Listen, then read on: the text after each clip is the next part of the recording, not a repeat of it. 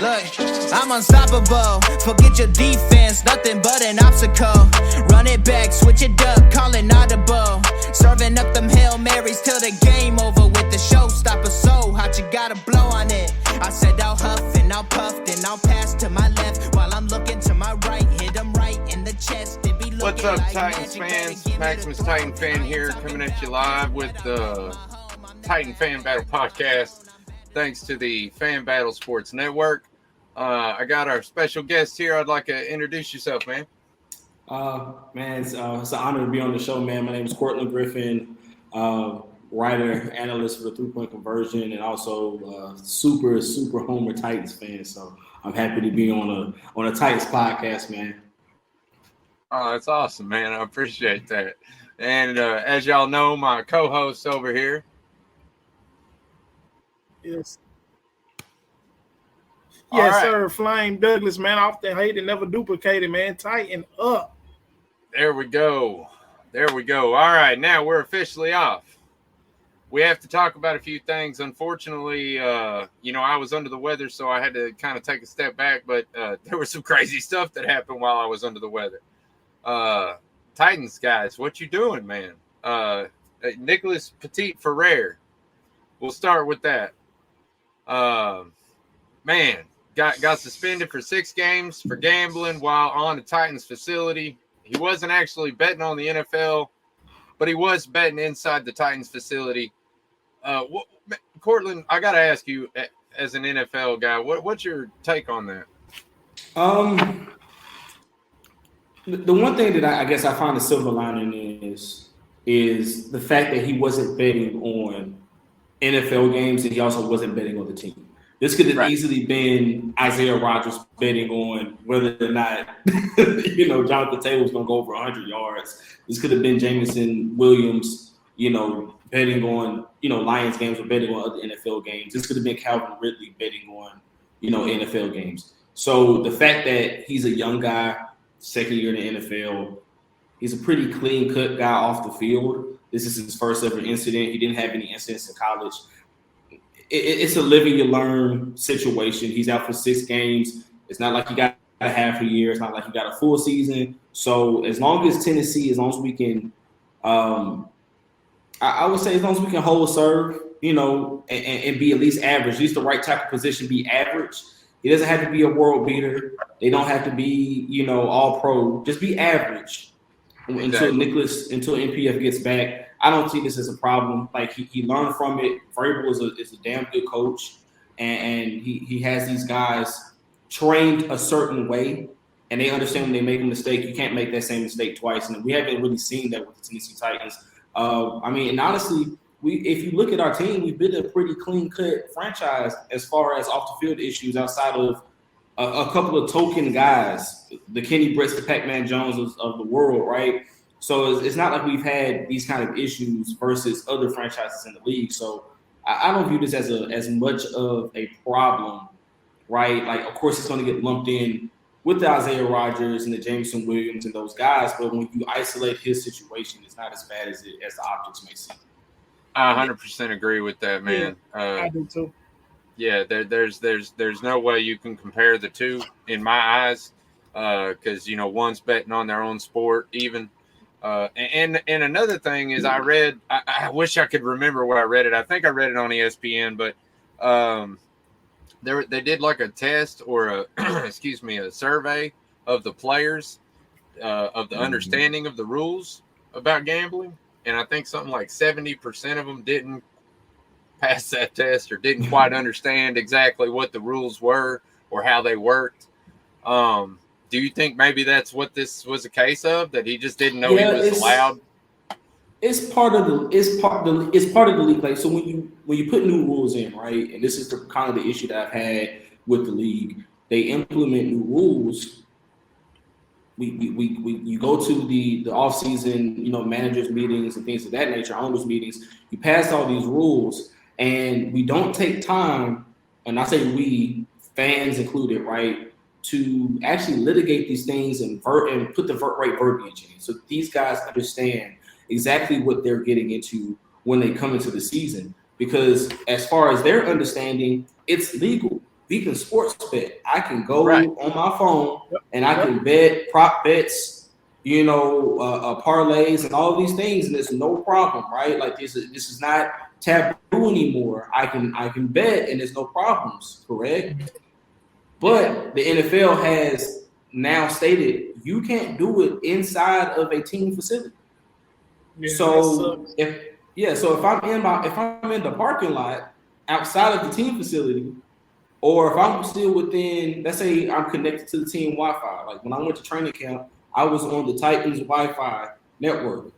I didn't disconnect from the Titans Wi-Fi network until I was a mile and a half away from Baptist Sports Park. Yep. So if I'm at the stoplight at the end of Metro Center Boulevard, right, which is, if you're from Nashville, you know where that is. Yeah, for sure. And so if I'm at the end, if I'm at the stoplight and I'm still connected to the Wi-Fi, it's going to ping as if I'm at the Titans facility. I just think there needs to be some, these guys need to understand, like, hey, if you're going to bet, make sure you're off the premises, make sure you're not connected to anything team related, and make sure you're not doing it from anything team related. Don't do it on a team plane. And this is also, I feel like this is where team brass and front office guys come in and say, hey guys, as far as I'm concerned, as long as we are in this NFL season, I don't want you going on Caesars, DraftKings. I don't want you to have nothing to do with sports betting, because if we can keep our guys clean and on the field, then we're fine. You make millions of dollars. You're not going to miss out on a couple grand here and there, a couple $100 here and there.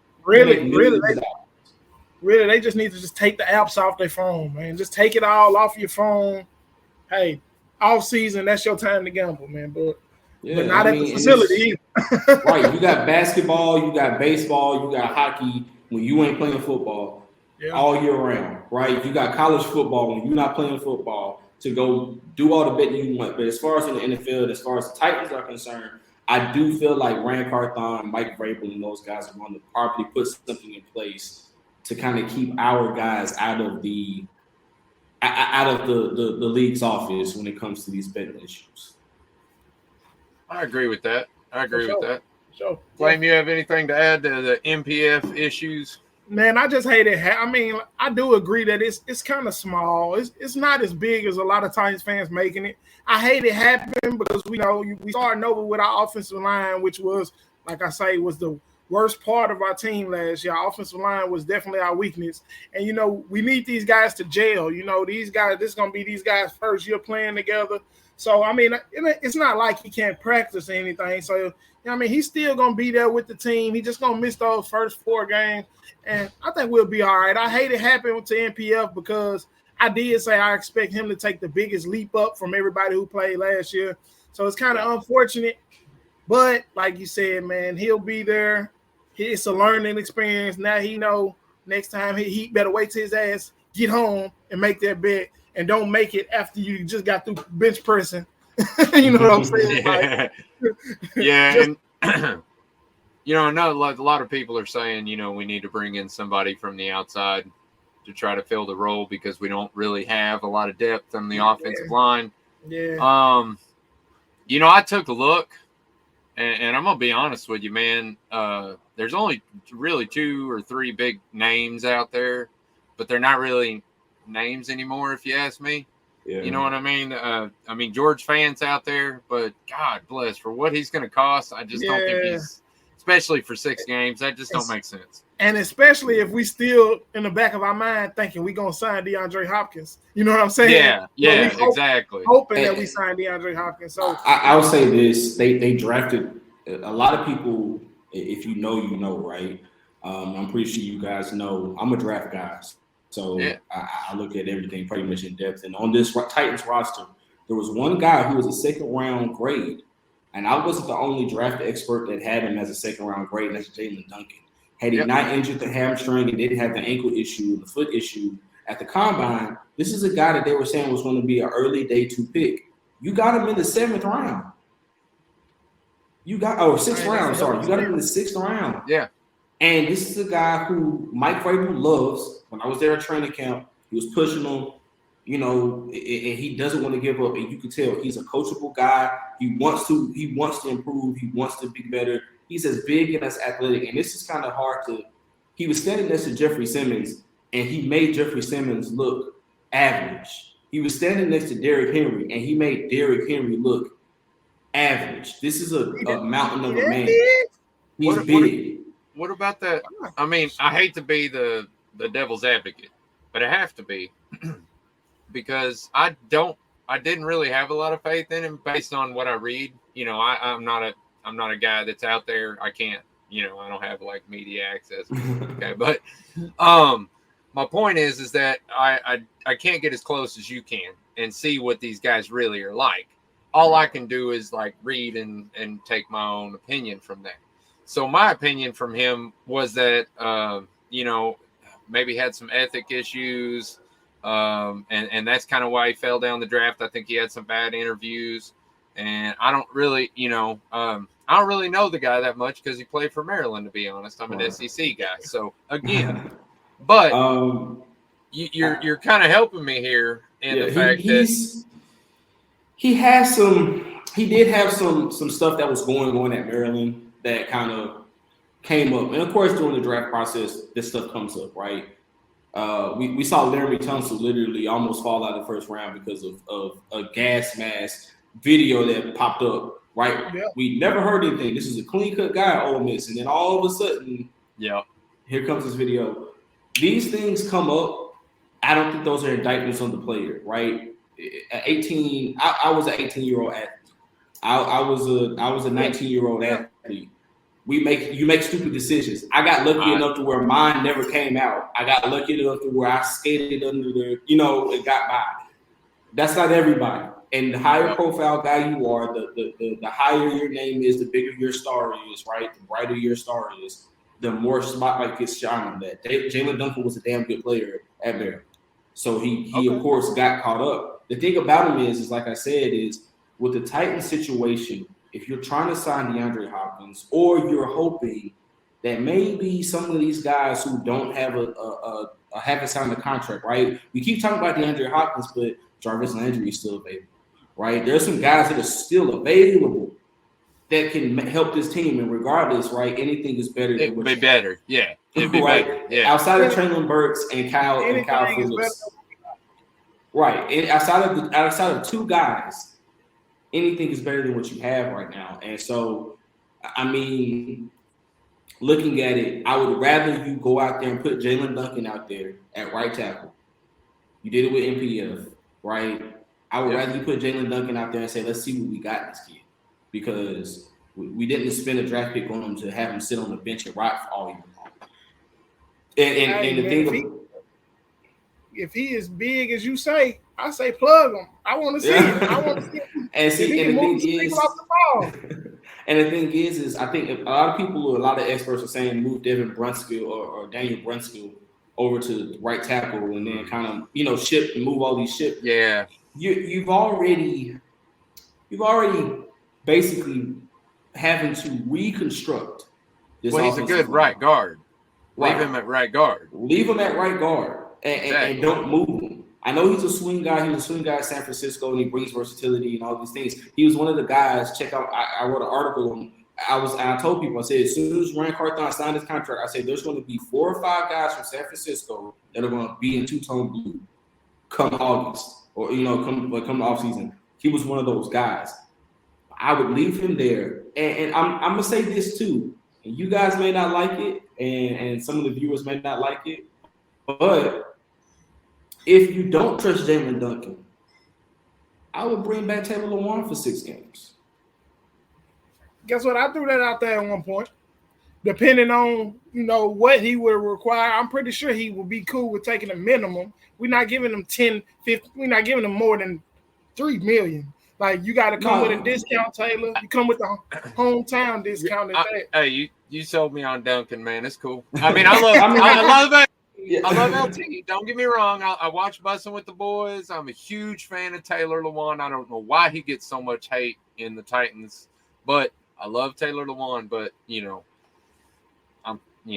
they screwed I'm up. just saying, like, if you had to have an option as an outside option, George Fant's going to cost you too much money. Jawan James was horrible last year. Like some of these guys that are going to get thrown, you're going to hear within the next couple of weeks thrown out by some of these talking heads, right? Are you're going to have to go? Fans are going to say yes because fans, right?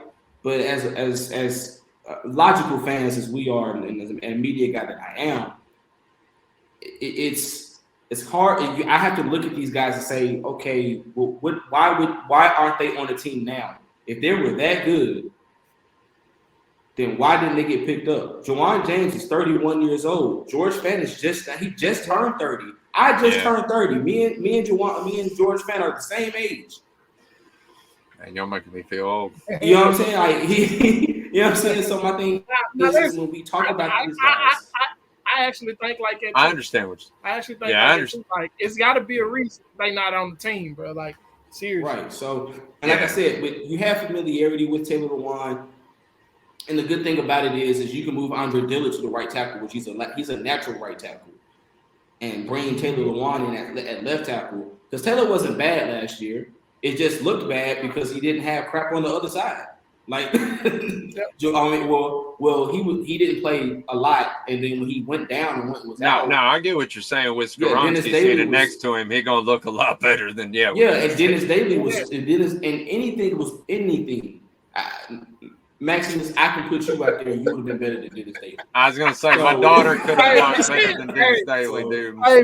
I told Max, man, it was at one point, bro. I just wish they put Jeffrey Simmons out there instead of Dennis Daly, man. Just it can't get no worse, bro. Like it could get no worse than that guy, man. Because he was horrible. He was horrible. I'm surprised he's still in the league. I would have rather have had Panda out there than had him. At least he would have had a little bit more hope, man. Oh man! All right. So now we got to talk about our other problem. If you notice, I switched because this is a much more heinous problem. Allegedly, I'm gonna say that first. Okay, all this is alleged. Okay, I don't know none of this, but allegedly, Hassan Haskins. He was charged with assault by strangulation, which why even have that? Why even have that definition on it? You can't add. She was charged too, though. Oh yeah, for sure. But I mean, and you know, let this be a lesson to all you young players and young fellas. Just period. Okay, ladies.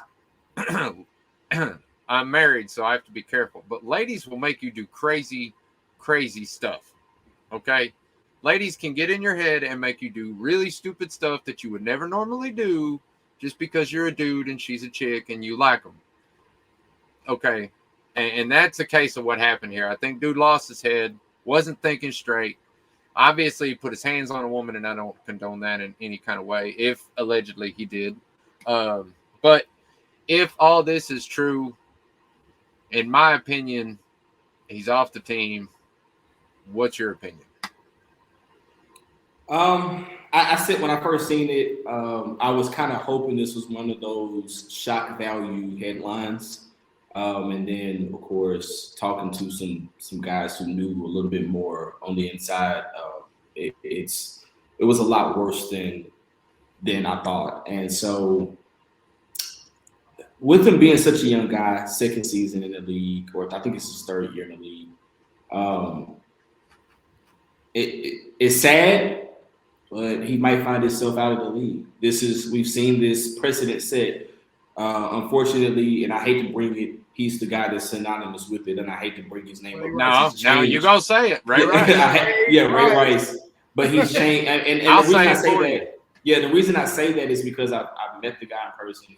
He's not a malicious guy. He's changed. He's done so many things to advocate and change his image, right?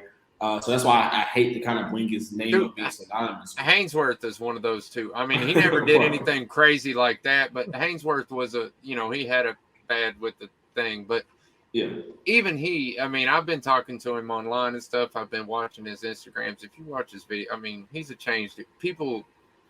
make stupid mistakes when they're young. Just you said, man. I made stupid mistakes when I was young too. Yeah, but I mean, Hassan is a good player, solid guy, a Vrabel guy, and it just sucks that he got into this trouble. The one thing that I will say is he has a silver lining, kind of a out here, right? Vrabel does like him. He is a good guy. He hasn't. This is not something that he's exhibited. Another guy like MPF, clean cut guy off the field. This is his first ever incident. Now, could he end up off the team? Yes. Conventional wisdom says domestic violence, the way the situation, and the heightened ferocity of the situation, right? But for lack of better terms, it says he's going to be released, right? Yeah. To me, I know this. I'm probably skipping ahead here. To me, the question is it does it hurt the team? Not really, right? You got two or three guys. You got 2 or 3 guys on this team that are pretty good, are pretty solid guys, and you just drafted Tajay Spears, who slots in. I know. No, go ahead, Flame. I'm sorry. Go ahead. No, BT just he just said. No. Go ahead. We was reading the comment. I know, Max. I know you saying is it gonna hurt us? And I kind of feel like it wasn't really gonna hurt us until Max made it. He brought it up how much he attributes to the special teams. Like Max told me, the guy did he lead the league in tackles on special teams, Max? No, he led the team. The team. Okay. I think he had 17 tackles on special teams, and he was really high in kick return average. Though he did have a really nice kick return average as far as the league goes. Hopefully Tajay Spears can take all that now. So yeah, and here's the thing: I don't know if they're going to put Tajay. Well, he was working some on punt return. He could work on some kick return, but I will say this: as far as kick return goes, if Kyle Phillips can show that he has sure hand and doesn't drop the ball, he may be able to redeem himself there. I will say that some of the guys that I'm looking at right now, J.D. McKissick is still floating around. He was with Washington last year. He's a shifty guy who can return. He's if you're looking for not a wide receiver, but a dual threat back who can still have something left in the tank, Giovanni Bernard is still out there. If Dontrell is healthy, I can see us bringing Dontrell Hilliard back. He was solid. Okay. All right. So yeah, you're making there's a plethora of guys out there that can take that spot, but that's worst case scenario that Hassan is released. I don't think he's going to be released. Like I said, conventional wisdom says he's going to be released because of the situation. But knowing Vrabel and knowing how they kind of deal, the Titans kind of deal in their own little capsule community type, kind of deal. If he shows that, hey, this was a one-time issue, it was a slip of judgment, I'm remorseful or whatever, he could still find himself on this team. And whether the public hates it or not, whether fans hate it or not, it's not his. It's nothing that he can do about that. One thing he can do is go out there and play football, and that's the only way you can change the outlook on how people look at you in your career. Is go out there and play football and be a productive, football player, and keep your nose clean. Well, honestly, what I was just reminded of was Jeffrey Simmons. I had forgotten all about that, but when Jeffrey Simmons was drafted, there was this story that came out that he was so grateful that he was drafted by a team that was owned by a woman that it felt special to him because of the troubles that he had been in or been accused of or whatever. And and seeing what he does now, I mean, it's just, I'm a huge Jeffrey Simmons fan. Yeah, same. I was so happy and relieved. The breath of the sigh of relief when he signed his extension was. Dude, that's all Carthon had to do this year. That's literally, he could have drafted whoever he wanted to after that. I didn't care. I just signed Jeffrey Simmons. I hit a backflip when I heard he got signed, boy. Because when I saw Deron, I think it was Deron Payne, got his extension from Washington. I instantly held my head because I was like, man, I don't know if we're gonna pay him that kind of money. Like, I don't know if he's gonna get 19, 20 million a year. Then they came across and I was like, okay, then his cap hit. this is minimal. I think it's like $5 million this year, and I was like, man, okay,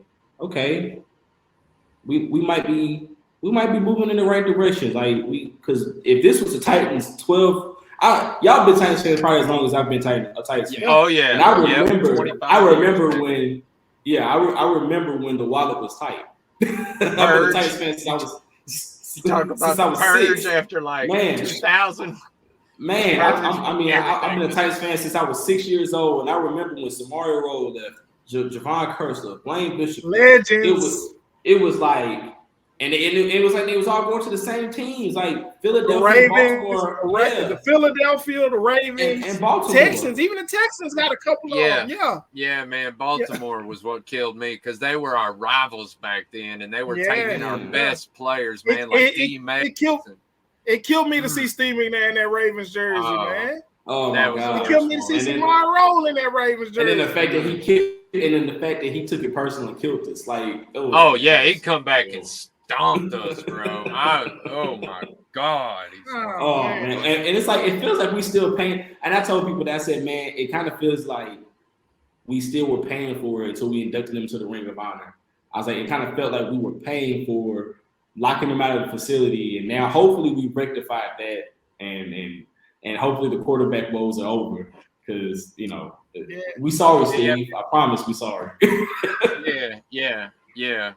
Honestly, and I have to correct myself on a stat. I screwed up, and someone pointed it out on Twitter, and I went back and looked, and I was looking in the wrong stat column. Steve McNair did not have 405 touchdowns in his career.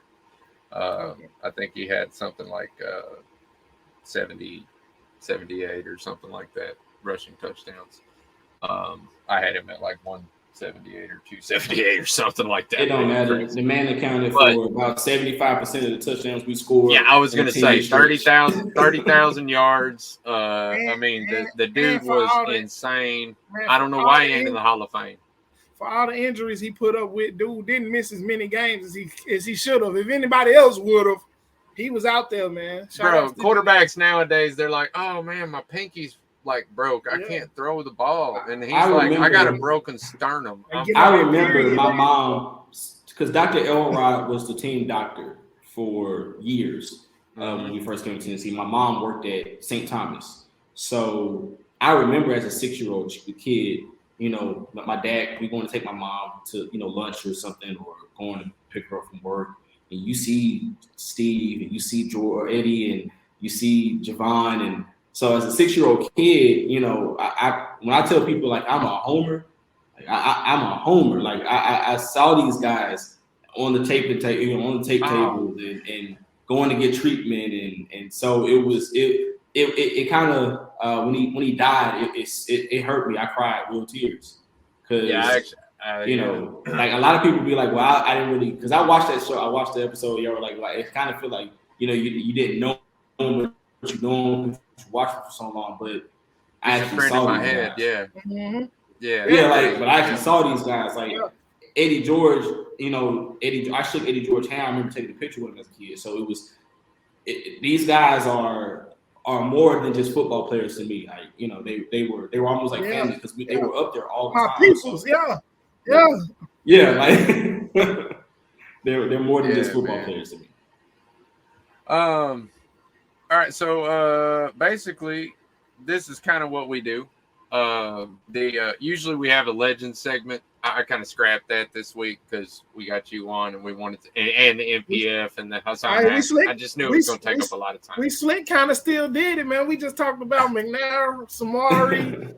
We still got our I was going to say we did. Yeah, I mean, I can name, if y'all want to, we can. I can name some dudes off the top of my head. What we usually do, we usually pick an offensive and a defensive player. Gotcha. And we talk about their stats and I tell you what though, and remind the kids how much of beast they was because they just became Titans fans a couple years ago. But I tell you what though, in the spirit of our Legends segment, then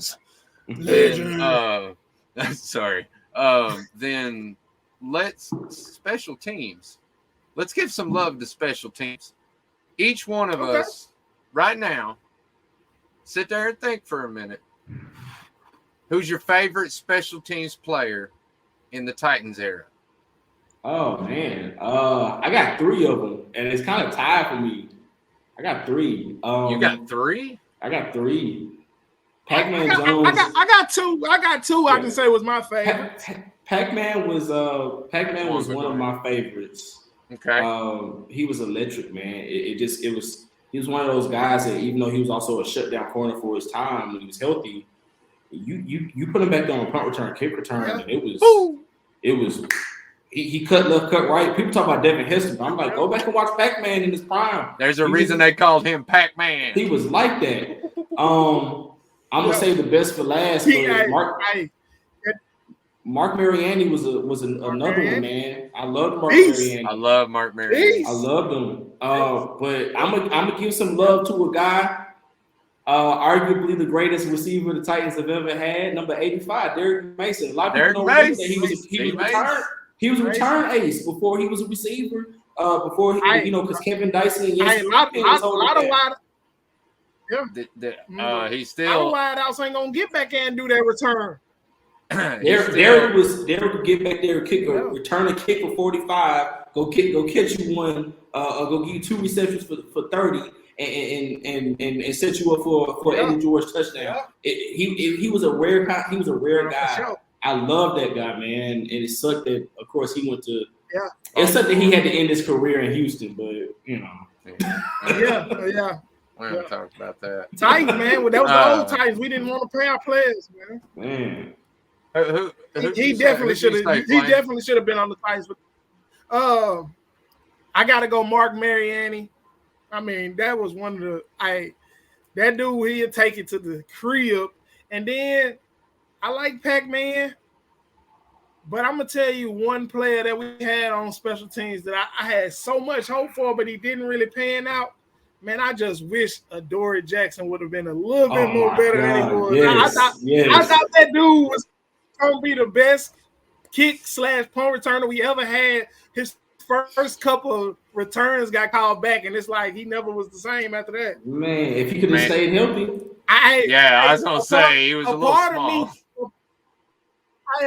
A part of me, I know we would have never did this, but a part of when I used to play Madden, a part of me would have wished we picked Chris Johnson back here and let him take it. Man. Now my age he here, took one in career for sure. My age here is going to show a little bit, and I'm sorry about that. But I'm gonna cover a few of these up because I don't want y'all to see them.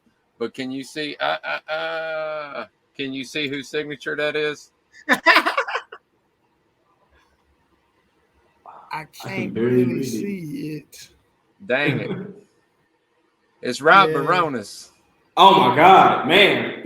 Rob Baronis. Okay, yeah, Rob Baronis, man. I'm thinking straight punt and kickoff. Yeah, that's what I was thinking. I'm thinking guys who get the ball. He had the longest kickoff for forever in the NFL. Held that record forever in the NFL with like a 62-yarder or something like that. Yeah, it's the Colts. That was the Colts. And he was the number one scorer for the Titans for a long time. I can't remember who beat him. I think he still holds the record. Does he still hold that record? He might still hold that record. Yeah, that Rob Baronis, man. Dude. Man, RP to Rob, man. Yeah. I'm going to throw 2 out there. I'm going to throw 2 more out there, man. Honorable mentions, man. Kirk Heinrich was for sure. The original number 15. He was so clutch at punt. Before Brett Kern. Yeah. Before Brett Kern, there was CH, man. Brett Kendrick. Yeah. And then Darius Raynaud, man. Darius Raynaud for a short time. He was dangerous. He was dangerous. And since we're talking about kickers, besides Rob Baronis, y'all might sound crazy, but I don't know why I like this guy so much. He was clutch to me. My favorite kicker, besides Rob Baronis, was Joe Nedney, man. People sleep on Joe Nedney, man. Joe Nedney was kind of. I thought you were gonna pop off with Suck Up, man. Oh, hey, Flame Joe Nedney, man. Hey, now I'm sorry if you're going old school. If you're going old school, Gary Anderson. Al Del Greco. Okay. I'm gonna say Al Del Greco can't be seen in Nashville for a while. Yeah, man. No. No Al Del Greco. Yeah, no, man. I'm surprised they didn't burn the number 3 out of. I was gonna say, I'm surprised we didn't retire that number just so nobody else could wear it. Wear it, man. Oh. Sorry, you brought back some bad memories. Man. I mean, somebody was trashing on me on Twitter the other day and like showed me that 54-0 on New England, and I was like, "You bringing back bad memories? You making me mad." Trauma, man, trauma. All right.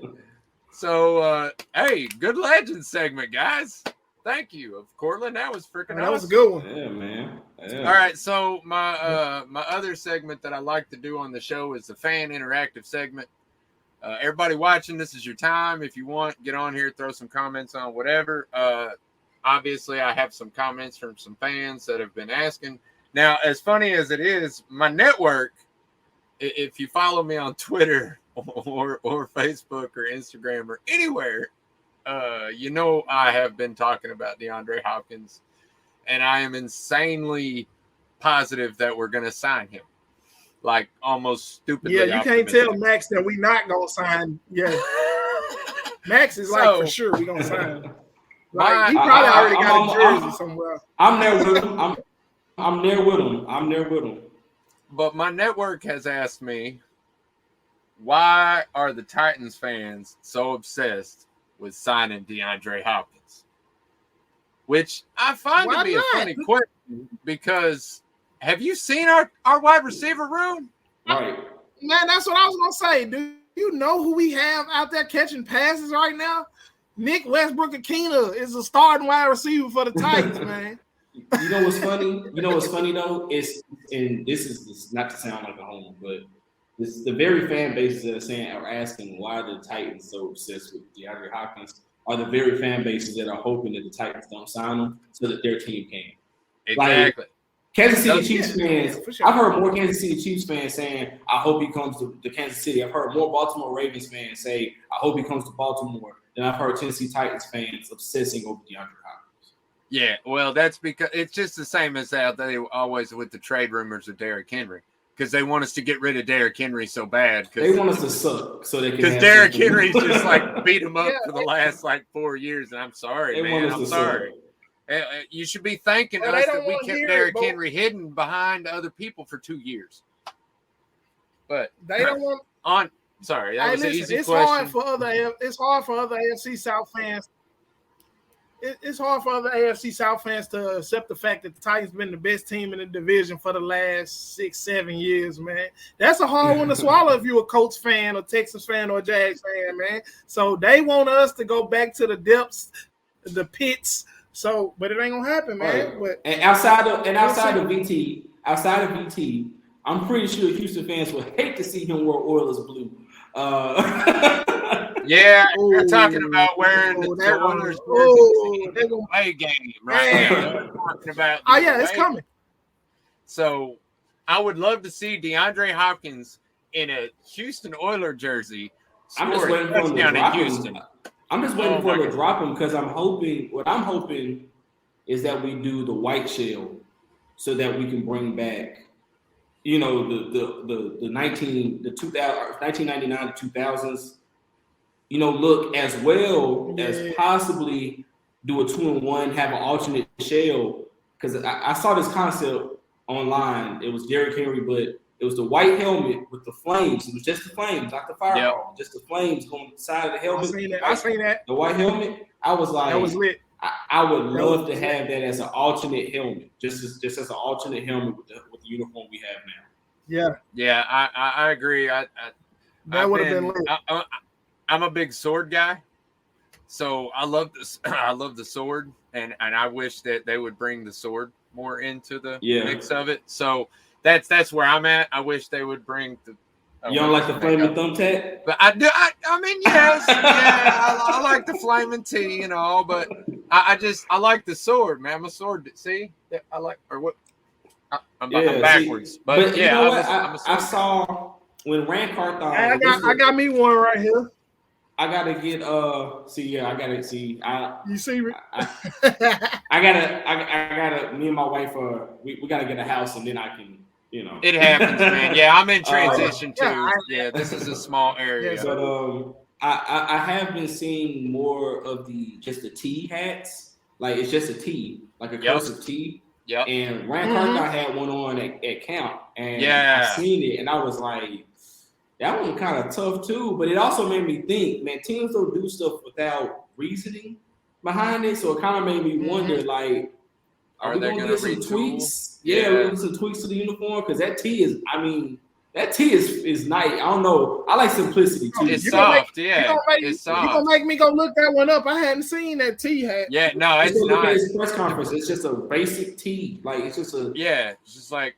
And it's got like a little curl on it. Little tiny curl on it. But and he's got them in different colors too. Like, if you see him in the... Did you watch the promo video?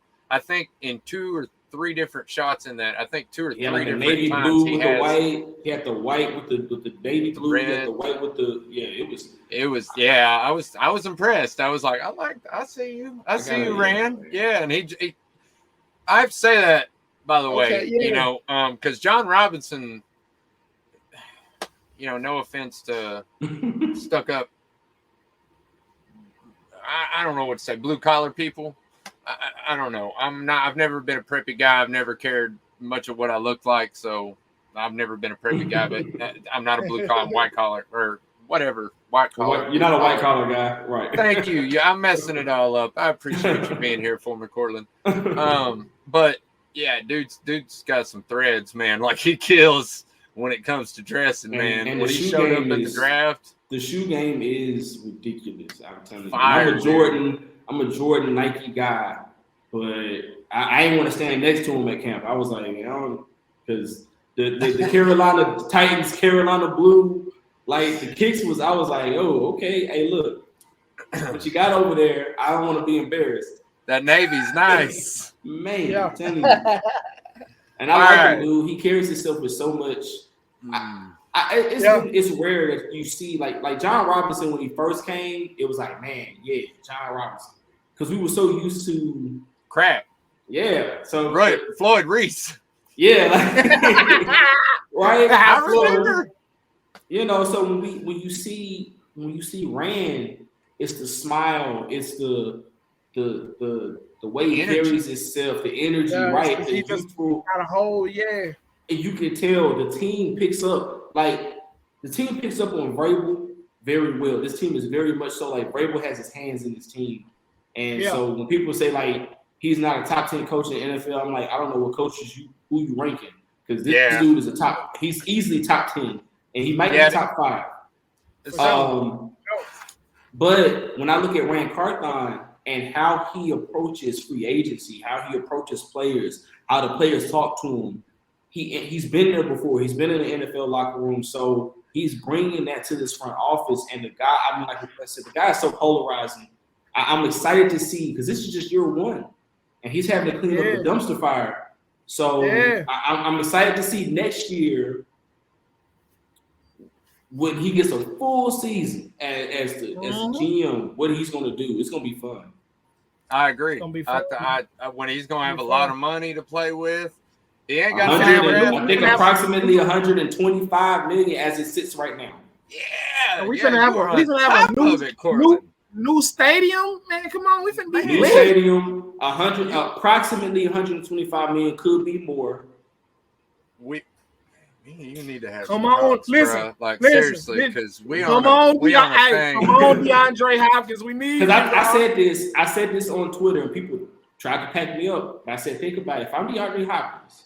I'm signing a 1-year deal for whatever you got left. $6 million, $5 million, $7 million, whatever it is. 1-year deal. And then next year, when I show you who I am, and I'm still DeAndre Hopkins, I'm still 10, 15. Yeah. Oh yeah. Hey, give me that 20. Give me that $20 million a year, because it ain't gonna put a dent in you, right? You still got $100 million roughly to spend. You can go rebuild another defense or another offensive line with $100 million. Give me 3/4 of AJ Brown, and I'll give you $20 million. Straight up. And that's another thing too. People need to quit hating on AJ just because we want DeAndre. That you can't those two together. I mean, again, you can't compare. That's apples and oranges. Yeah. I mean, DeAndre Hopkins DeAndre Hopkins, if he retired today, is going to camp. Yeah, for sure. He's getting a gold AJ jacket. still has another, and I loved AJ when he was here. I don't dislike him because it wasn't his fault. It's not his fault he wasn't here, or he's not here anymore. No, it wasn't his fault. It wasn't his fault. It wasn't his fault. AJ still has to do and prove that he's a Hall of Famer. He has to prove he's on that trajectory. For sure. Yeah. Oh yeah. But you got to be consistent. Hopkins, as of today, is already. It's his resume alone. He's already one of the top 20 receivers we've ever seen play. And what's so crazy about DeAndre Hopkins, y'all? He never had a legit quarterback, really, though. I mean, he had Deshaun Watson for a couple years. Matt Schaub. Man, yeah, Matt Schaub. I mean, Matt Schaub, Case Keenum. He had Deshaun Watson for a while. Then he goes to not Case Keenum, but Kyler Murray. Yeah, Colt McCoy. In that same stretch, he had Colt McCoy. So it's I was gonna say him and Tanny would ball together, man. And then his thing. Tannehill, his thing. I'm not, if I'm DeAndre Hopkins, I'm not evaluating at this team as Tannehill being a starter. I'm looking at Will Levis and Malik Willis going into next year. Imagine if you put Will Levis. I'm looking at Will Levis's arm and thinking that kid can't out-throw me, man. Because I'm like, he might be able to out-throw him. I'm telling that's what I'm saying. That's perfect, though. That's what you want. I mean, I'm just looking at once he puts that touch, when he gets the touch on that ball, it's velocity. Yeah, man. that zip. You gotta get that zip. I tell you, no, he's got velocity. That's the problem. The ball. I know he needs a little. It's not in the air long enough because when he throws the deep ball, it's up and down. It's not. It's he doesn't have that Russell Wilson rainbow shot yet. He just gotta watch Tannehill for one season. He gonna be all right. Oh, he's gonna be solid. I love what Levis brings to the table. He just has to get the mental portion of it down. Once he does that, the mental, that's what it is. Yeah. Once he catches up to the game, and I told people this, Will Levis, the AFC South as a whole, and I know this is a Titans podcast, but the AFC South as a whole could have 4 of the top 15 quarterbacks in the NFL. Mm-hmm. For sure. Like 4 of them. And here's my thing. I don't need Will Levis to be a top 5 quarterback. If he's just perennial top 15, this is a Super Bowl ready team. Yep. Yeah.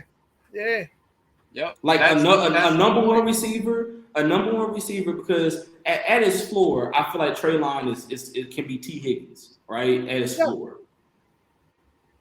If let's just say roughly, if everyone, what everyone is saying about the Titans, right? Let's just say we win 6 games next year or the season. You're a top 10 pick. Guess who you could possibly get as a top 10 pick? Marvin Harrison Jr. I'm okay with that. Now we'll have to be top 1 or 2 or 3 to get him. Because the 2 quarterbacks are going to go 1 and 2. Here's what I know. Caleb Williams and the guy here's from what I've been saying North from Carolina State. Some draft experts. It's going to be like a run of edge rushers, quarterbacks, and tackles in the first round. Okay. Yeah. So, and there's not many teams that would be ahead of us that would need a wide receiver unless Marvin Harrison Jr. is just top tier, better than everybody else. Unless he just like goes out, runs 4.2, jumps 41, broad jumps 12. I heard he was thinking about not even playing this season. 12-inch hands. Like he would have to measure like Calvin Johnson and bring like Jamar Chase athleticism with that kind of size. I'm not saying he doesn't have that. I'm not saying he won't test that will. But the Titans need a wide receiver, and the only guy in this draft right now that I can see us even saying we're gonna go and spend that kind of money on a skill position is that guy. Yeah, I agree. Yeah, I agree. It looks like the Coliseum podcast agrees with us too. Yeah, that's another good Titans podcast, by the way. I would love to have Marv in a Titans uniform, partially because of football, right? X's and O's, but also because I want to stick it to Indianapolis so bad. Y'all had his daddy. We got his son. Right, yeah, man, his daddy and Peyton Manning, his daddy like, tortured us, man. Yeah, him and Manning was like he was catching one hand passes on us and everything, man. Marvin was like tortured. that, man. I hated it. I hated it. But I Yeah, love him at 88. I love him at 88, but I hate him. Man, y'all making me relive these days. I just hate the Colts, period, bro. I hate everything about the Colts. I tell you know what? these bandwagon fans, I respect the Colts because I feel like if it wasn't for Indianapolis, we wouldn't have been the team that we are. Like, I feel like Peyton Manning made us what we are. So you saying like iron sharpens steel type deal? Yeah. If it wasn't for the early years, we had to take out the early. Yeah, if it wasn't for them early years of going against Jacksonville, going against Pittsburgh, right, and then Peyton Manning having a battle against Peyton Manning for the better part of 15 years. I think we probably we would have been complacent with being, second, third in the division. No, like he made the Titans hungry to go, hey, we gotta beat him because to get to where we want to be, we gotta beat him. So I appreciate Peyton Manning. When he went to Denver, I was excited. I was like, man, the Colts will suck. They sucked for a season, and then number 12 came before, and I was like, well, and then Andrew Luck came in. And he came, and we ain't beat him not one time. No, one time. But since then, they have had no luck. Since Tannehill came, we've been smacking that ass. I'm just saying, since Luck, they haven't had a quarterback. It's almost like the curse of the Luck. You know what I mean? Man, they did. They also did him dirty. It was their time. Yeah, it was their time to go through the quarterback carousel like all the other teams got to do. They got blessed with Peyton Manning, then turn around and get Andrew Luck. They didn't have to search for that next franchise quarterback like we all got to go through. And here's the crazy thing, right? So John Harbaugh and Mike Tomlin, I think it was 2 years ago, they were like they were like the Tennessee Titans are an AFC North team. They were like they play like an AFC North team. To me, that's high praise because it shows you where we came from. People forget we were in the AFC Central. That's right. The Browns, the Colts, and Pittsburgh were our rivals. We didn't know who the Jacksonville Jaguars were. Yeah, they weren't a team. Yeah, we didn't know who they were. So it was, and that's not a knock on Jacksonville because they ended up becoming a rival because of Mark Brunell and Kenny McCardell and Jimmy Smith and those guys later on. But that AFC Central playing against Cleveland and Pittsburgh and Peyton Manning was hard, man. That was a hard fall, and the fact that our first year we go 13-3. Mm-hmm. Come on, Clarence. On me all the time. Clarence. Jags fans don't care if Titans. Hey, pull that back up, Max. Ain't scared of a 31-year-old wide receiver Jags fans to get don't care if Titans. He's saying DeAndre Hopkins He's saying DeAndre Hopkins wouldn't be enough to scare a Jags fan. Man, listen, Clarence, y'all was scared of D-Hop even when y'all had Jalen Ramsey. Now y'all don't even have a cornerback that's close to Jalen Ramsey. They better ask somebody what DeAndre Hopkins do. It's a couple of players that have their best games when they go down to Jacksonville, and DeAndre Hopkins is one of them. Number 22 is another one. I was gonna say, big boy right here. Yeah, number 22 is another one. I respect the Jaguars. I respect the Jaguars, but come on now, like, let's be honest. Yeah, let's be real. Where are we sitting at? Number 10 and number 22. I don't know what they do before they go down to Jacksonville, but them boys love it down there. Hey, you know why when they type out Duval, why they put all the L's on the end of it, right? Even in his short time, Sorry. Even in his short time here, AJ Brown embarrassed Jacksonville too. everybody shits on Jacksonville. It's like you got to do that when you play for the At least Titans. once. It's like At least once. Yeah. Like you got to shit on it. That's a Titan thing. Yeah. Yeah. That's what we got here. Yeah. Titans won all them divisions. Still in the boat with the Jags and Texans. Man, no come damn on, reason man. to Only show one for team it. can win the Super Bowl each year. Only one team can win the That's Super all right. Bowl each year. Bro. Hey, Like, how many at least Super we've been Bowls? there. That's At what I least was just we've gonna been there. say. And who did we beat to get there? Here's the thing, right? I think the Jags have been to 2 AFC. I think the Jags have been to 3 AFC championship games. So The Titans have been to 3. Yep. No, wait, we've been to more. No, we've been to 3. Been to 3. It's 2. We've been to 3. No, we've been to 3. We've been to 3. We've been to 3. We went to I 99. looked We this went to the up. Super Bowl. Hold on, we went just 99 we to just the went arguing with with the this Chiefs, dude. and we went with the win. Raiders. We played the Raiders in the AFC Championship. We played the Ravens. I think we played the 2003 Ravens when as we put the well. Raiders Yeah. beat us. Yeah, we played the Ravens, and then we also played the Bengals recently, and then we. Nah, we didn't No, play we the played Bengals the in the Chiefs. AFC Championship. We played the Chiefs. We played the Chiefs. Chiefs. I'm sorry. Played the Chiefs. So Chiefs. we've been 3 times. Chiefs, Yeah, wasn't the Chiefs, Ravens, it was the Raiders, Chiefs. and Jags. Right. Chiefs, So we played. Chiefs, So Raiders, we've been and 3 Jags. times. The Texans are the only team in the division that have never been to an AFC championship game. Nope. Only So 2 that- teams in the division have ever So- even have been to the Super Bowl, and only and one of them ain't never been at all. So, Them boys finna waste them boys Trevor finna waste Lawrence. Trevor Like, Lawrence. like, Yeah, man. coach- I I don't feel bad know, for man. Trevor. like the I feel coach bad for did Trevor. Andrew Luck. He going the same Sunshine, path. I don't know, man. Sunshine is, I don't know. Sunshine is kind of dangerous out there, man. I like him, him, but- man. Really? I like He him. fumbles. I like I call Sunshine. him Fumbles because he's got like butterfingers or something. Man, He can't- Sunshine different, man. I don't know. He Yeah. been balling. He been balling. Right. He had my respect since Clemson. I ain't gonna lie. I Dude like showed the- me in college he was the real deal. I really wanted to bring you on here, especially to ask you unbiased questions Oh, that for I sure. have. And Oh, this go is- ahead. I'm this sorry. is fun. We done got we an hour in. And we done. No, but this is part of Okay, it. look, wanna I know. got one for him. I got one for you, Courtland. Go for it. Honest Blaine. opinion. No biasness at all. Where do you see the Titans? How many games do you see the Titans winning next year? If you can give us the closest guess. Oh man, unbiasedly, I'm looking at our schedule real quick. Yeah, see, me and Max did a show where we went game by game, and I came down with 7. I said, did I say 9 and 8? I said 9 and 8. Yeah, I think okay. Max had us at like 11 and 6, 11 and 6. I had us at 9 and 8, and that was So with the honest. Saints, week 1 against the Saints, that's a toss up because it's week 1.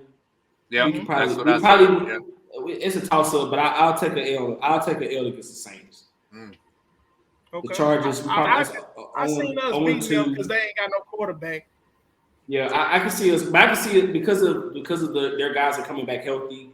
I could see us unless our defense just comes out and Play like I does what did. it can do. I see us start 0-2. We could beat Okay. Cleveland. We're probably gonna lose against the Bengals. So we 1-3 to start the season. We'll beat the Colts. So 2-3 to start the season. We'll lose against the Ravens. Oh, you think so? 2-4. In London. Yeah. Them weapons. I got them in the AFC Championship game this year. So All right. it's All right. Hey, this is yours. Man, yeah, this is my unbiased. This is my My unbiased. Yeah, homeboy, you do. my You- homeboy would be so happy to hear that Sorry. right there. Wow. So I got us 1, 2, 3, 4, 5, 6. I got us 2-4 so far. We'll beat the Falcons because they're young. So 3-4. The Steelers is a toss up because we played them tough. I got and that's us beating them because I don't think. Man, but that's in Pittsburgh and it's in Pittsburgh. So and it's Thursday night football too. we'll win that one. 4-4. We play good on prime time. Yeah, we'll Yeah. we'll beat the Buccaneers. I don't trust Baker Mayfield, so we positive 5-4. This just shows how much of a homer he is. Yeah, Kyler Murray, how he didn't have a legit. So Watson Murray and and Kyler Watson Murray. is legit That's your quarterback. legit. Yeah, okay. Well, Kyler is not a legit quarterback. Watson was the only one. So I gotta say 6-5. We'll probably lose to the Jags in Jacksonville. I got that too. We'll beat the Panthers. Yeah, so we're gonna kill Bryce Young. 6-5 so far. We'll probably split with the Colts. So I'll get a Colts. I'll get a Colts that one in Tennessee. Hell no, we sweeping it. Yeah, we sweeping them. This unbiased. I gotta be biased. Go ahead. It's 6-6. So we're at 6-6 so far. okay. We'll lose to the Dolphins. That's a lot of firepower.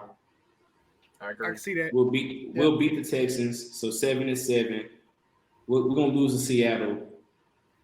I said that too. I get the Texans. I get the Texans theirs at home, and then we'll split, and then we'll lose to Jacksonville. So 7-10. Hold on, time out. So you don't think we sweeping no division opponents? I don't see, and this is the thing. I don't see the AFC South. I don't see any sweeps in the AFC South this year. So you think it's gonna be a real? I don't think the inside? gap. I don't think the gap. I don't think the talent gap between the teams is that high that where you'll see anybody be swept this year. The defenses the defenses are too talented, and the offenses are like the Jacksonville Jaguars have the above and beyond best offense in the division, but the defenses that they got to face twice a year. It's you're not gonna just go out there and beat up on Houston.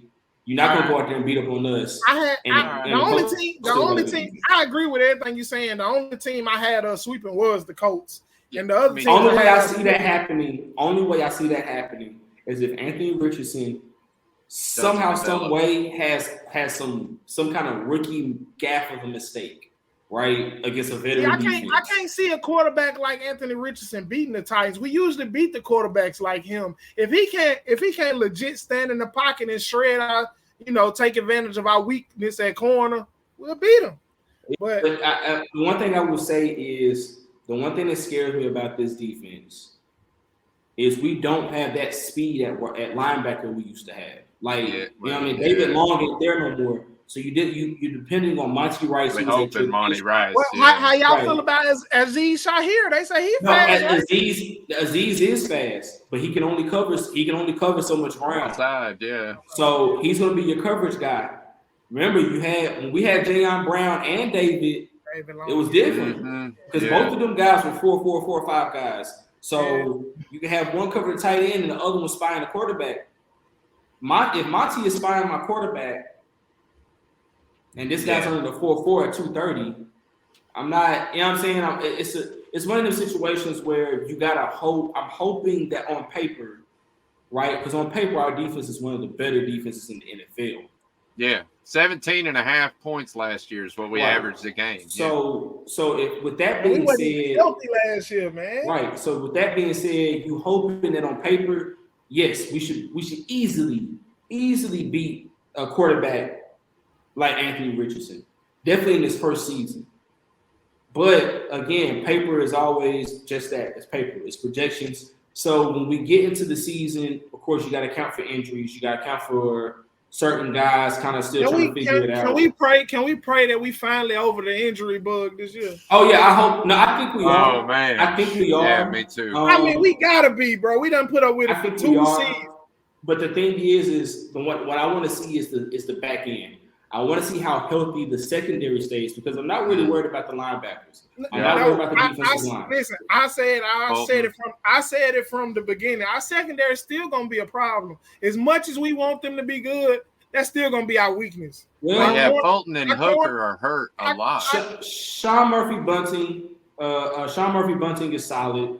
If Christian can give us at least 13 games this year. Time out. Stop right there. What you think Caleb Farley gonna give us? How you feel about this Caleb Farley thing? I'm gonna tell you the truth. Let him go. Hold on, I'm gonna tell you the truth. They don't bring in Sean Murphy Bunting if they had faith in Caleb Farley. Because they're the same guy. They're literally the same guy. Like Sean Murphy Bunting is still on the team is long, because we have to pay him. Yeah, long, athletic, mirror cover guy. If Caleb Farley this year doesn't come out and show what made him a top 15 pick, a top 22 pick. Yeah. He's gone this year. Like it's because you came out and I think what John Robinson thought was, oh man, I got lucky. I got the best defensive tackle in the draft at number 10, and he panned out, and he hasn't been hurt since. Now I'm going to do the same thing at corner. Man, Caleb Farley, man. Okay, like best cornerback in the draft. I can get him at 22. Why not? Yeah. And that was one of them. J-Rob dropped the ball. He dropped the ball. ACL. What John Robinson should have understood was an ACL and a back injury. Back problem. Same thing.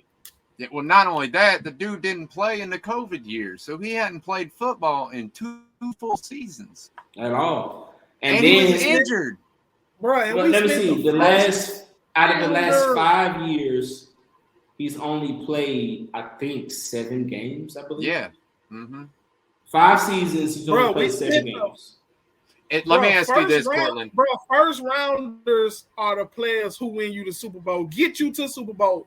And if we keep missing on first rounders, bro, that don't really hurt us immediately, but it hurts you 2-3 years down the line where they supposed to be done established themselves and been dominant players. That's why now. It's really killing us. That's part of the reason. It's really killing us that Caleb Farley didn't pan out, bro. Like, it's killing us that he didn't pan out as a lockdown corner, and we still having to pay veterans like Sean Murphy-Bunting to come in and play corner, man. I agree with you, but let me ask you this. But shout out to Roger McCreary, though. If he didn't have that $2 million, if he didn't have that rookie contract, $2 million, where we have to pay him that, do you think that if we could cut ties with him and not have any money tied up anymore, would we cut him from the team? Oh, in a heartbeat. I say heartbeat. Yeah, he gone. In a heartbeat. He been gone. Thank you, man. Thank you. All right. He's out of there. All right. All right. Because what you got to think about is this. If you could cut a guy who ain't played but 7 games, right, and you open up a roster spot, yes, like yesterday, I would have. Hey, don't even worry about cleaning your locker out. We'll send it to you.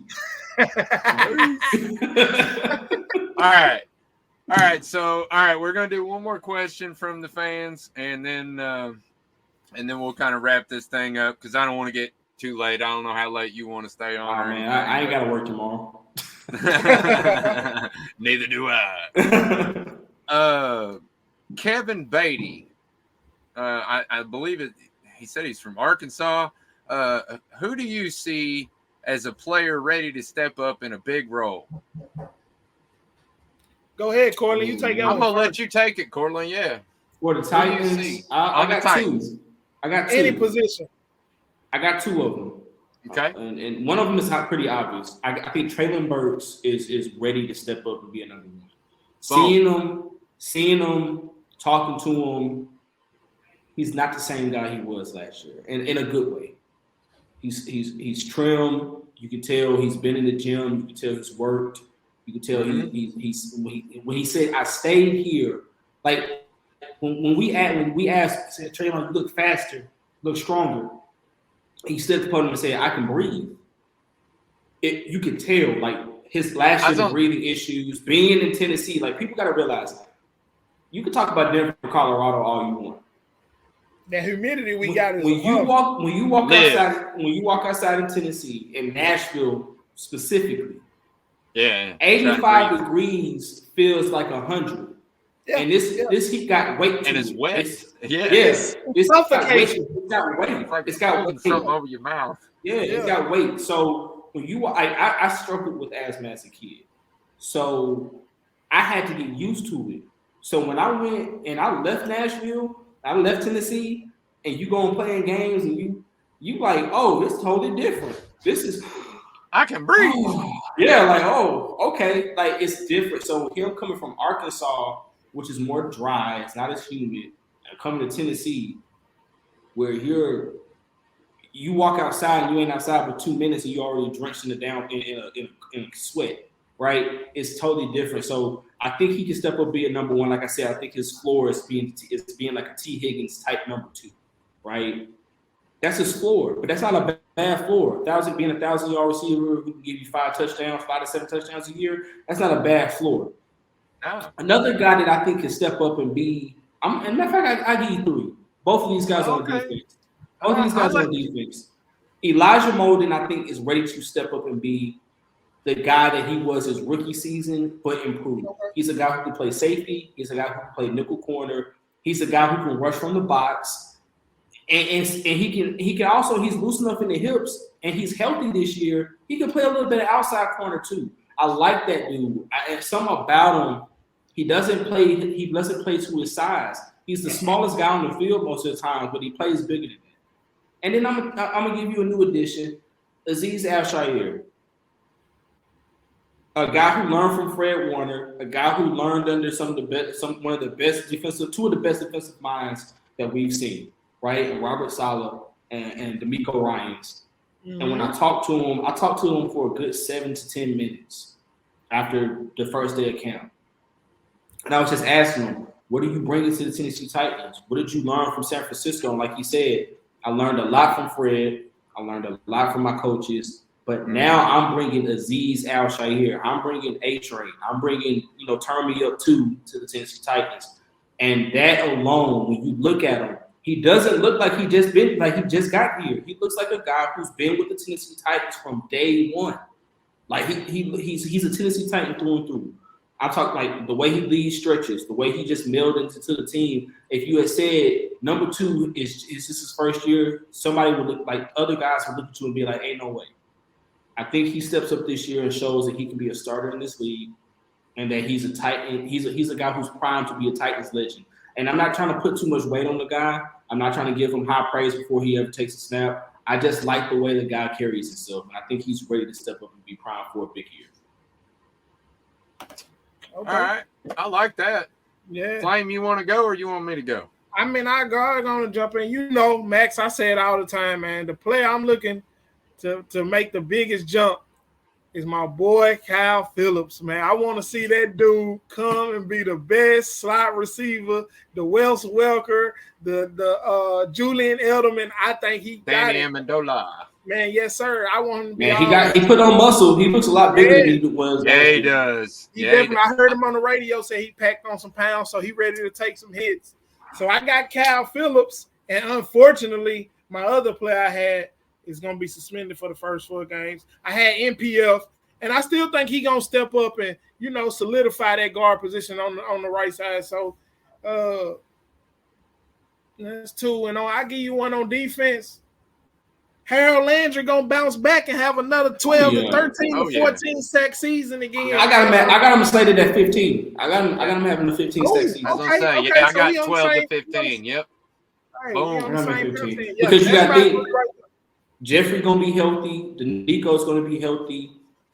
Then you add, and this is a guy I should have said him, and I think and I thought that we're going to cut Bud and kind of roll with this guy, but I think Rashad Weaver is a guy that you got to watch out. Number 99 is a dude that you should watch for. He's trying to, because he was solid last year.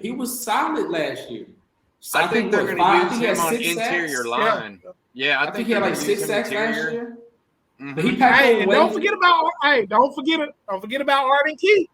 Don't forget about Arden Key. We added Arden. Yeah. We added Arden. So Harold having Arden Key, we can run a NASCAR package, and it's gonna be fun. Like I said, man, this. Right. If y'all can see, that front seven gonna be fun to watch, if man. you can see Bowen's face when he was talking about this defense, his face lit up. Yeah.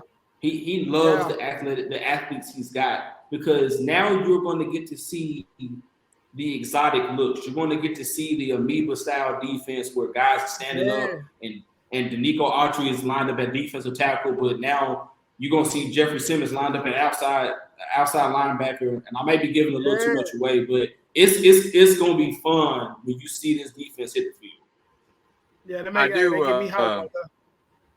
All right, I'm gonna start, but before I do, I'm gonna preface it by saying, Courtlandt, I'm sorry, you don't know, but I used to coach. I'm gonna have to tell him that I can't do it this year. But anyway, I coach little ones. I've done it for a long time, so I understand scheme.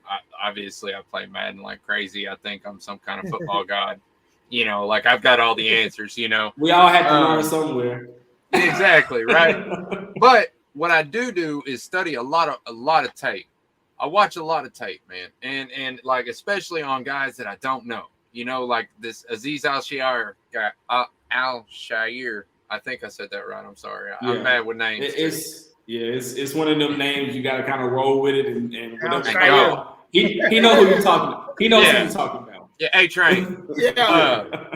But yeah, man, I watched some tape on him. Yeah, he is a fast, hard-hitting, sideline to sideline guy. I love him for the scheme. You know, and then we got Sean Murphy Bunting again, quick. He's still young. He's tall. He's the right frame. Yeah, I mean, like I think Sean Murphy Bunting is going to be pretty amazing. But I started off this offseason really upset at the fact that we gave Aaron Brewer such a big tender. I didn't like Aaron Brewer. I was a big hater of Aaron Brewer. And that's because I got used to watching him at left guard last year. I had forgotten the 2 years prior when he had filled in for center when Ben Jones had to take a day off. And when you look at those stats, that man can ball, son. He's an elite level center when he's playing his natural position. Yes. All right. So that is he said, who's going to step into a big role or play a big role this year? I hate to say it. I'm going to shoot my own self in the foot and eat my own crow. It's going to be Aaron Brewer, man. After watching the tape of 2021 and 20, I have to go back and say, man, I'm sorry, Aaron. I'm sorry, dude, because, like, I just watched you as a left guard standing next to Dennis Daly, who's trash, and you got thrown around like a rag doll. And that's because you're kind of small frame to be a left guard in the NFL. But you a perfect frame for a center. And you played it really, really well while you were there. If you look at last year, I think it was the second half of the year when he actually moved over to play safety. Yes. Not safety. I'm sorry, center. Yeah. I hope he didn't play safety. When he moved over to play center, that'd be slower. He never small enough. Yeah. Hey. When he moved over to play center, our run grade actually went up, and the yards per carry went up. So he's a very good center. He's above average to elite. Pro Football Focus, I think, had him graded, as one of the top 15 centers in the league. Yes. Second half of the year. So it's gonna be fun. Like I said, it's gonna be fun to see. Definitely with him anchoring the middle when NPF comes back in week 7. You know, and we get this offensive line solid. Peter Skoronski, watch out for Peter Skoronski. He has a football name. And he's a thick neck. When I tell you he's a thick neck, when I saw him at the combine, I was like, yeah, I want him. I want him. He pushing people off the ball for sure. He's pushing dudes away. He's blowing dudes up. That's one thing I wanted to ask, man. Earlier when I said I wanted to play devil's advocate with Jalen Duncan, there was a video, early OTAs, that come out of Peter Skoronski absolutely demolishing somebody. I mean, just slaying them flat on their back. That was Jalen Duncan. Yeah, I know. And then after that, I found out that it was Jalen. You know, through my people, I found out it's Jalen Duncan, and I was like, "No, man! Oh my God!" Here's the thing, right? I'm hoping it was just him taking a play off, or he got caught off guard. No, there's a certain number of guys in the league that you don't want to stand in front of, and I don't care how big, how strong you are. Those dudes want to move you out the way. Okay. Aaron Donald is one of them. Oh yeah. Big Jeff. Calais Campbell is another. Big Jeff. Chris Jones. DeForest Buckner. DeForest Buckner. Trent Williams and Peter Skoronski. This is a dude who, when I tell you, even though he has short arms. Yeah, right. Yeah, short arms. Yeah. Would y'all would have put Taylor Lewan in there his tenure? Yeah. Taylor was a beast in his day. Yeah. But Peter Skoronski is built like a brick. Like he's all in here. Like he's all this is just there, Solid. and he doesn't have to move. He doesn't have to move to generate power. Like when they were doing like the bag drills at the combine, I mean he's punching it. Like it's natural, just raw country strength. And so that wasn't no Jalen Duncan. That's just Peter Skoronski being a big, strong guy. Good, man. Hey, you selling me on Jalen Duncan, man. And I like him. right. I like him. I really hope him. you're right, because I want him to just step in for PF or MPF and just take off, you know. And I think that was kind of the goal. I think the goal was you draft the MPF, he's in his second season. You get Peter Skoronski, rookie, Aaron Brewer, who's like 26 years old, I think like 26 years old. Daniel Brunskill was like 26 years old. And then Andre Dillard is the oldest guy on this offensive line. He's the oldest guy, 27. If he doesn't show up, let's just say this is a 1 year, I think a 1 or 2 year prove-it deal for him. Right. Yep. At worst, he turns into a swing tackle, right? A guy who can just kind of fill in when somebody hurt. And then Jalen Duncan, the plan I think was to get Jalen Duncan, groom him up, and then let him plug in at his natural left tackle. Now you have one of the youngest offensive lines and one of the biggest and most athletic offensive lines in the NFL. And with what the Titans are probably going to end up doing is moving away from the bigger power back. Sorry, I hate to say it, Derrick Henry might end up gone next year. Yeah. But Tyjae Spears, if you go and Tyjae Spears, let's say Tyjae Spears slots in as your starter, and then you go and maybe draft a Blake Corum or somebody like that in the second or third round, you now have an offensive line that can move guys out the way and running backs that can pick the hole that they want to get through, make guys miss, and have big playability. Yeah, and I'll say this. You're now ushered into the modern day NFL offense. Yeah, and I think that's what Rand's really trying to do with the analytics coming in. If you look at his draft picks, you look at all their RAS scores, I mean, it's clear that he's going after these super athletic dudes. Colton Dow, I'm a huge fan of Colton Dow. Man, you're a media guy, so you have access to that stuff. Can you tell me, is Colton Dow showing up? Tell me my boy's doing good. He's one solid. more player. Another player Max got me hype about, Josh Wiley too. So Josh Wiley is like that. Josh Wiley is like that. I didn't know nothing about him. Shout out to Max. Here's the thing about Josh Wiley. So go watch his tape, right? Thanks, if you watch his tape. Same thing Max said. If you watch his tape, he can be exactly what Travis Kelce is. Thank you. Damn, I was saying Austin Hooper, but I'm not going to say he's going to be. I'm not going to say he's going to be one of the top 5 greatest tight ends, but he can be that guy who catches the ball and makes a guy miss and gets you 70 yards to tight end. We got Chigo Okonkwo. You're not asking Josh Wiley to come in and be tight end 1 because and I tell people this. People laughed at me. I said, "You thought Jonnu Smith was baby Delaney Walker? No, go look at Chigo Okonkwo. No, he's Delaney. He's built like Delaney. He walks like Delaney. I want to know like Delaney. I want to know, can Josh Wiley block? Come on, man. He's long enough, and I'm gonna put it this way: he's not gonna move you out the way. Max crazy, but he's long, so he's gonna keep you. He's gonna create lanes. He can keep you far Trayvon? enough. Right? Can he keep Trayvon Wesco off the field? Yes. Boom. That's what I wanted to hear. Yes. Because here's the thing. People who are down on Trayvon Wesco don't be. Trayvon Wesco is a better receiving option than Jeff Swain was, and Jeff Swain was horrible. Jeff Swain was on the field to be a blocker only. Trayvon Wesco will come in and be everything we thought Jeff Swain was going to be plus. Like he can actually go out there and catch it. I put it this way. Remember Craig Stevens? Yeah, hell yeah. Yes. That's Trayvon Wesco can be that. Yeah. Right? Josh Wiley is going to develop into a guy who you're going to run 2 tight end sets with, and defenses are going to have to pick and choose if you double team Okonkwo or you double team Wiley or you single coverage everybody on the field, and then it's going to be pick your poison. Yeah, because it's going to be hard. It's going to be hard to cover, and this is not going to be a next year thing. This is going to be a 2 or 3 years down the line thing. But the Titans are developing a pick your poison offense.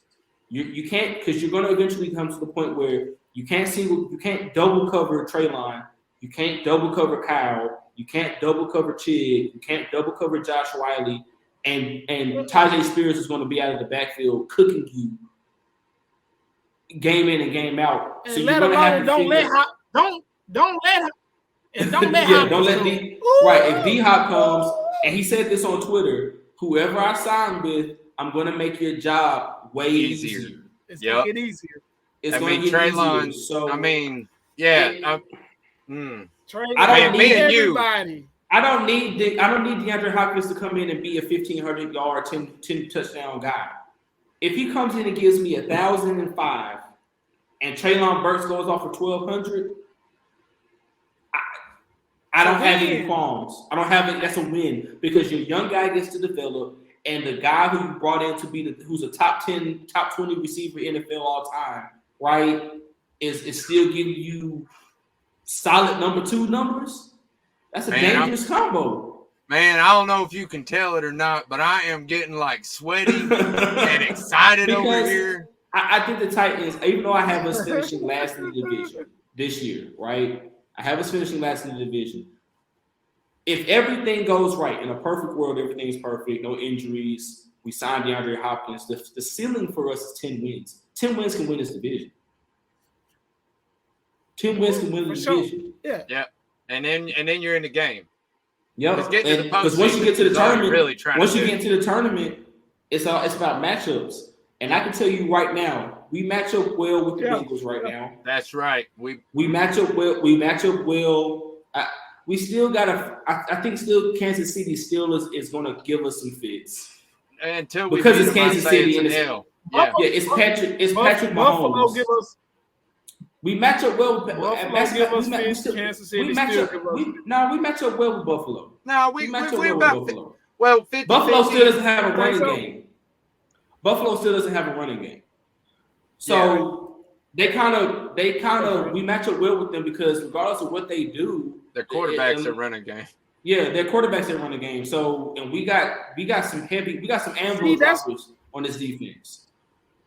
That's why I don't. And we still have one in the top. We got one in the top 3. I'll go ahead. I'm sorry. Go ahead, man.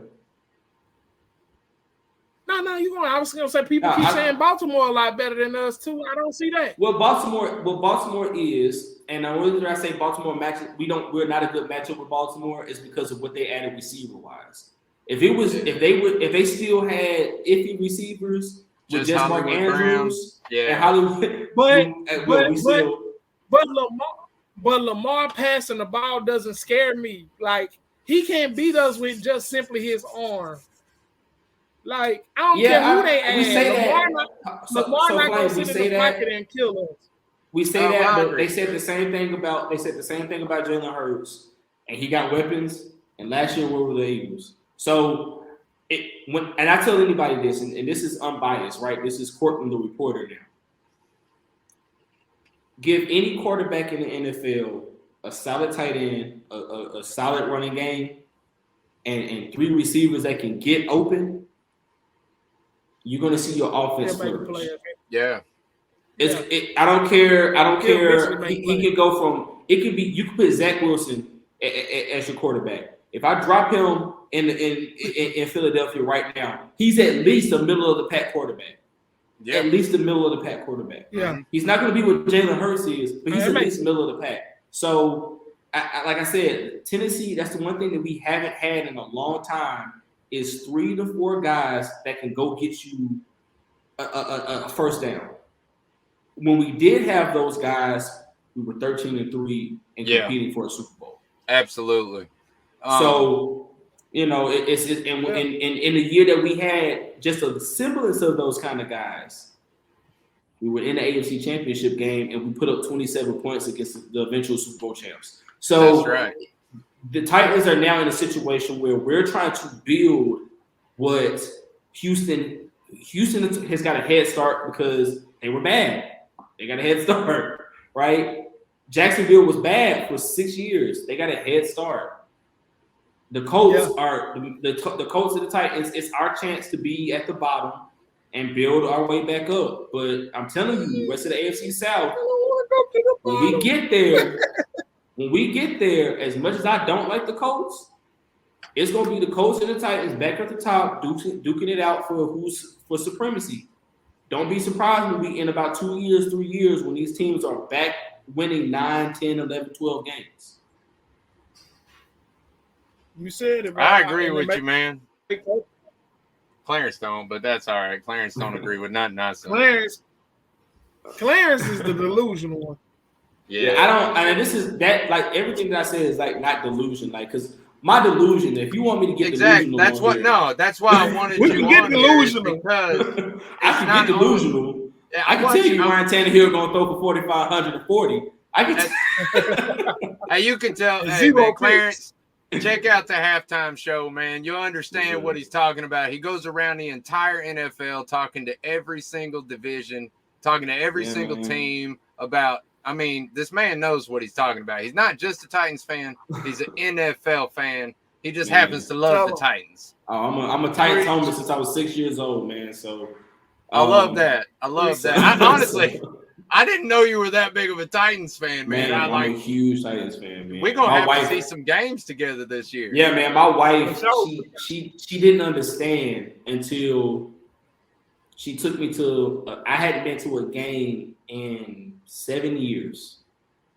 She took me to a game, and I cried real. Like, she surprised me. I didn't know we were going to a game, and I cried real tears. She was like, "I didn't know you was that big of a fan." I was like, "No, I'm a real fan." Like, I've been to both uniform reveals. I'm that big of a fan. Like, when they break ground on the new stadium, I'm gonna be there. Yep. I'm gonna be there. I'm that big of a fan. Like, if you cut me right now, I probably bleed two-tone blue. That's how much I'm so much of a fan that if they let me in the locker room, they would think I was a player. I'm that big of a fan. Hey, man, all right. Look, man, we definitely gonna have to have you back on the show. Oh, for sure, man. Maybe multiple times. I'm glad y'all had me on tonight, man. This is fun. I mean, I get to kind of let my media hat down, and I kind of get to have some fun. So I want two quick questions though, as your media hat. The Malik Willis hype, is it real? Yes. Because as of right now, him and Will Levis are equal on equal footing. And the reason I say the hype is real. When I looked at Malik last year, and then you see him this year, he's patient in the pocket. He doesn't have the jitter, happy feet. He commands the huddle. The guys rally around him. And saying that him and Will Levis are on the same footing right now is not a knock on Will Levis. It's not a knock on Malik Willis. No. It's simply saying that it's just where they at. But this is also saying that Will Levis, once he gets the mental aspect down, the sky's the limit for him. I was gonna say, man, I was upset about the Will Levis pick, to be honest with you, when it first happened. I was too. Like I said, as a coach, I do what coaches do. I went back and started watching some tape. And then I went, holy crap, I haven't seen a release like that, and I don't know how long. It was 2022. People looking at last year's tape when he was dealing with the shoulder and the turf toe. Yeah, I ain't talking about that. Go look at 2022-23. He was one of the best quarterbacks in the nation. Dude. And also realized last year he was hurt and did not have not man receiver to throw the ball to, and still put up comparable numbers. Thank you. That's what I said. I was like, how many? Who got drafted from their team? Oh yeah, Rodriguez and Wan'Dale Robinson got drafted last year. Yeah, and then they had one offensive lineman taken, I think, in the free agency or whatever, undrafted free agency. But that was it. Nobody else. Everybody else from Kentucky sitting on their couch that graduated this year. I ain't never really questioned Will Levis, but I honestly do got real big question marks on Malik Willis. Like, if personally, I don't think that guy's ever going to be a starting quarterback in the NFL. That's just me personally. Well, even if he's not, right? You have a functional backup, right? Yeah, you have a guy sure. who can run the system. So, like I said, I think the hype is real. The guy is confident as ever. I talked to him after the second day of practice. His footwork looks amazing compared to last year. He looks way better. But and his throwing motion seems faster too.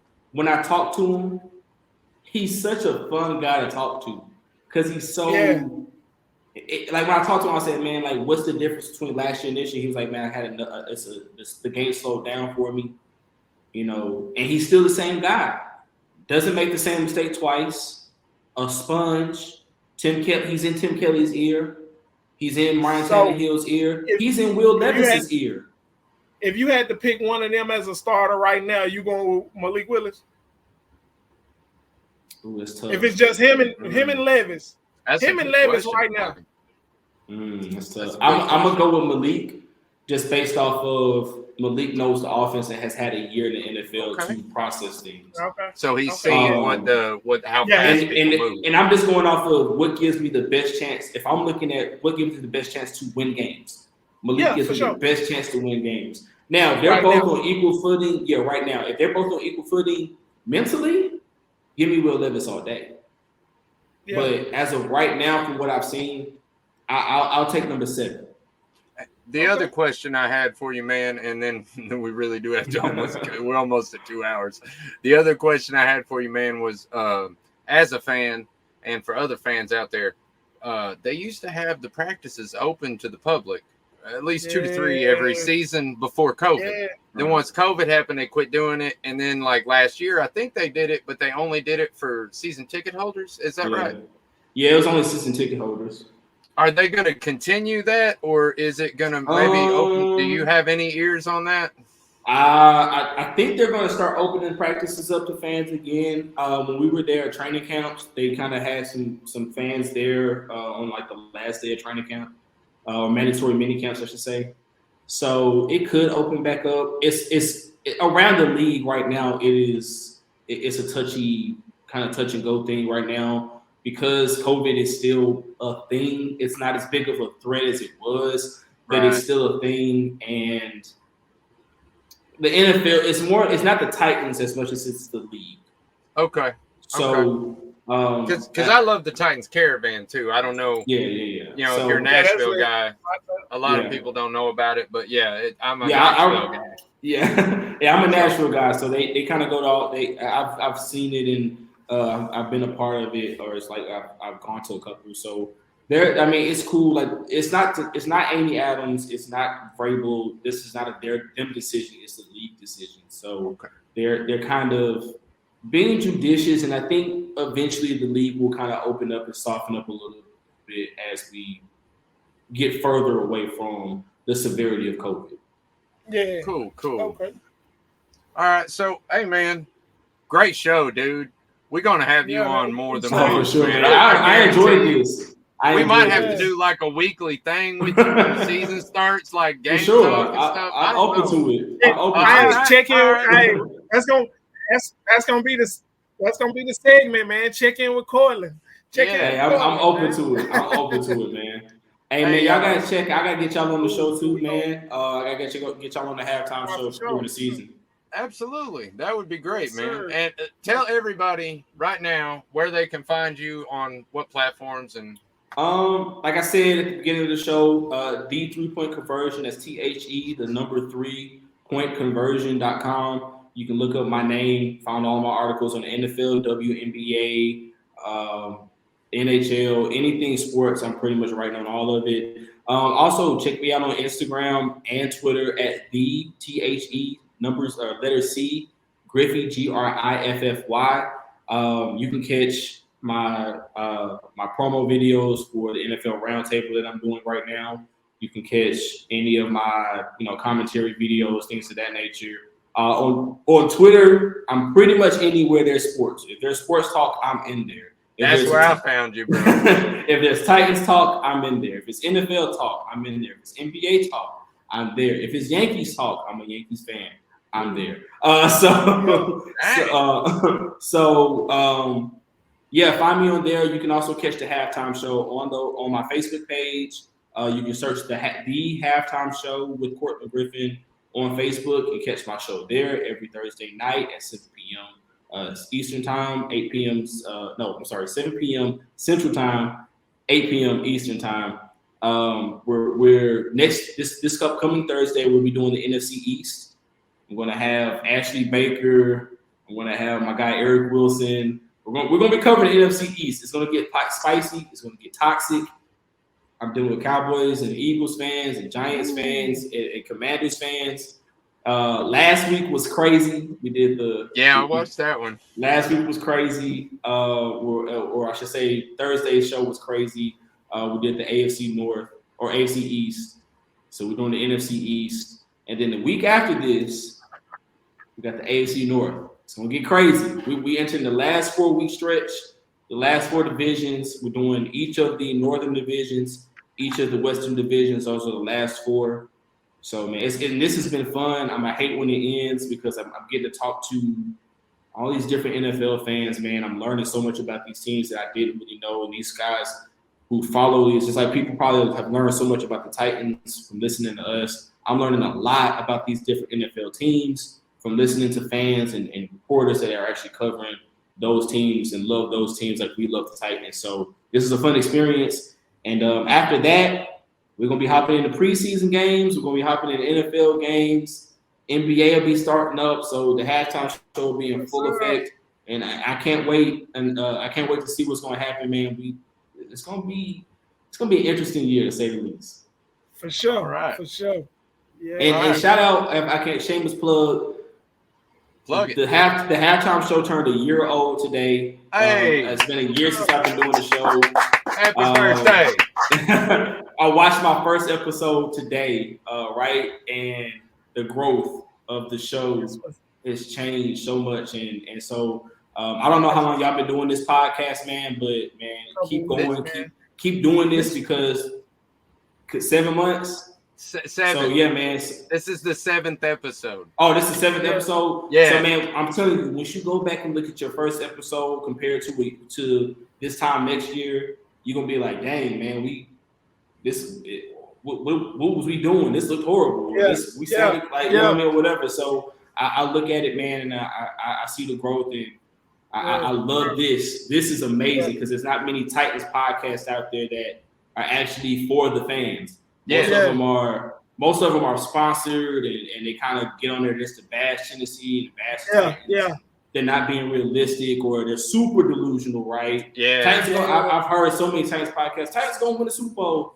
No, we got to give the Titans. We got to give our fans something to look forward to, but also keep it real with our fans. Yeah, keep it real, man. Yeah. There's people who want to be Titans fans and people who want to love this team, but they don't want to go to a stadium.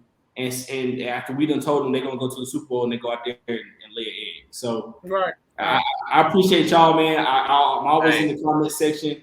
I've watched y'all like 2 or 3 of y'all episodes, man. Y'all keep going. I love this. I love being a part of it, man. I appreciate y'all for having me. Dude, that is the biggest compliment you could have given me. Thank you. Yes, sir. And we definitely motivated by you and your show, man. How you say you done grew and your growth, man. We inspired by that because we know. You know, that's what we aim to do here. And, man, we just appreciate it, man. And anybody, I shared this to my Facebook. I shared it to my Twitter. If y'all are watching this right now, man, y'all follow the Fan Battle, Titans Fan Battle. Follow Texas BT, the Texas Fan Battle. Follow the Fan Battle Network, AFC South Fan Battle podcast. Yeah, man, y'all follow Fan Battle Network, man. These dudes really know what they're talking about. If you don't know nothing about the AFC South or AFC South football, these dudes will get you right. Yeah, thank you, Courtlandt. Where can we find you at, Flame? Let them know. Flame Douglas on Facebook. You should need to also add the Titans Fan Battle Facebook page, and hey, just lock in, man. That's right. And you can find me Maximus _Titan_fan on Twitter, TikTok, Facebook, Instagram. I mean, I'm everywhere. You can also check me out on Twitter and Facebook, Titan Fan Battle Podcast. And yeah, man, I really had a good time with you. I'm glad you were on the show. And, Man, I'm glad you feeling better. Yeah, me too, Yeah, man. for Me sure. too. I was For sure, man. so worried when we weren't, when we couldn't hook up Monday. I was so glad you were. No, I was sitting right Friday. here. I was like, man, I'm ready. And then you hit me up. I was like, all right, we can still get it done. I'm cool. If I could only Oh, get man. myself out of bed, I would have done it, man. I've been there before, man. So I'm just glad we got it done. And this is to many more to come, man. Hey, do you mind Yes, sticking around sir. after the show for just a second? Yeah. All right, cool. All right, everybody. We love you. We thank you. Peace out. In the broadcast. Defense, nothing but an obstacle. Run it back, switch it up, call it audible. Serving up them Hail Marys till the game over with the showstopper. So hot, you gotta blow on it. I said I'll huff and I'll puff, then I'll pass to my left while I'm looking to my right. Hit him right in the chest. It be looking like magic. Better give me the throne. I ain't talking about Patrick, but I rep my home. I'm never at the end of my zone. I'm bad to the bone, eating up these pig skins like they